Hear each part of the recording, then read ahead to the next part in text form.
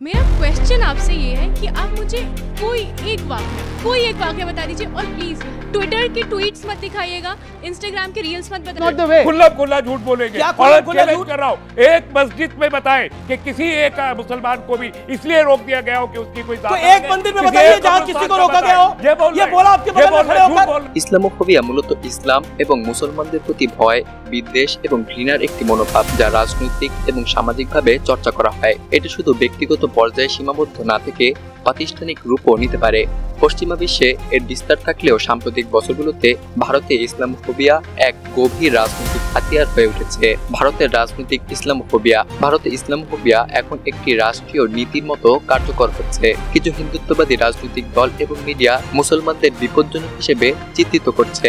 নাগরিকত্ব সংশোধনী আইন, গোহত্যা বিরোধী নামে মুসলমানদের উপর হামলা, লাভ জিহাদ নামক ষড়যন্ত্র তত্ত্ব, এসব কৌশল ইসলামোফোবিয়াকে সরাসরি বৈধতা দিয়েছে। মিডিয়ায় মুসলমানদের সন্ত্রাসের সঙ্গে যুক্ত করা অথবা তাদের দেশদ্রোহী হিসাবে চিত্রিত করা নিয়মিত ঘটনা হয়ে দাঁড়িয়েছে। সীমান্ত পেরিয়ে ছড়িয়ে পড়া ঘৃণা। ভারতের ইসলামোফোবিয়া শুধু তাদের ভিতরে সীমাবদ্ধ থাকছে না, এটি ধীরে ধীরে বাংলাদেশের ভিতরেও ঢুকে পড়েছে।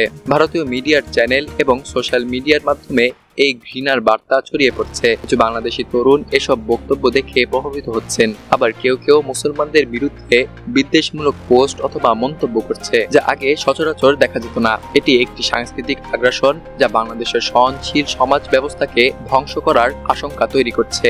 বাংলাদেশে ধর্মীয় সহনশীলতার ঐতিহ্য। বাংলাদেশ ঐতিহাসিকভাবে ধর্মীয় সহনশীলতার একটি উদাহরণ। এখানে মুসলিম, হিন্দু, বৌদ্ধ এবং খ্রিস্টান সম্প্রদায় দীর্ঘদিন ধরে একত্রে বসবাস করে এসেছে। যদিও কিছু সময় সাম্প্রতিক সহিংসতা দেখা গেছে, সেটি কখনোই রাষ্ট্রীয় মদতপুষ্ট অথবা সাংগঠনিকভাবে পরিচালিত ছিল না। কিন্তু ভারত থেকে আমদানি হওয়া বিদ্বেষপূর্ণ প্রভাব যদি বন্ধ না করা হয়, তাহলে এই সহনশীলতার সংস্কৃতি ধ্বংস হতে পারে। মিডিয়া এবং সোশ্যাল মিডিয়ার ভূমিকা।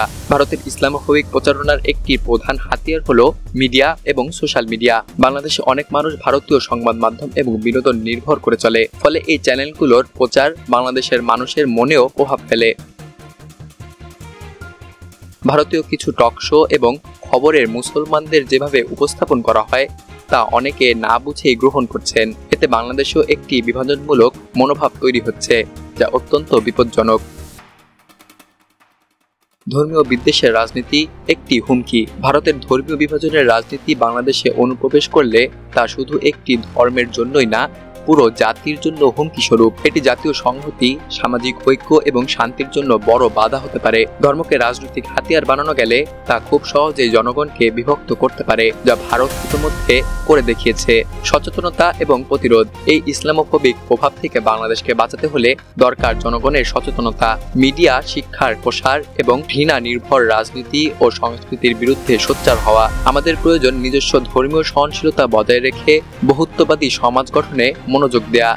ইসলামোফোবিয়ার বিরুদ্ধে রুখে দাঁড়ানো মানে শুধু ইসলামকে রক্ষা করা নয়, বরং বাংলাদেশের সাংস্কৃতিক এবং সামাজিক ঐতিহ্যকে রক্ষা করা। বিদ্বেষ নয়, সহনশীলতা হোক পথেও। ভারতের ইসলামোফোবিক রাজনীতি শুধুমাত্র ভারতের অভ্যন্তরীণ সমস্যা নয়, এটি আঞ্চলিক নিরাপত্তা এবং সামাজিক স্থিতিশীলতার জন্য হুমকি। বাংলাদেশে এই মনোভাব যাতে প্রবেশ না করতে পারে, সেজন্য রাষ্ট্র, সমাজ এবং ব্যক্তি পর্যায়ে প্রতিরোধ গড়ে তুলতে হবে। ঘৃণার বদলে ভালোবাসা, বিদ্বেষের বদলে সহনশীলতা, এই হোক আমাদের অঙ্গীকার।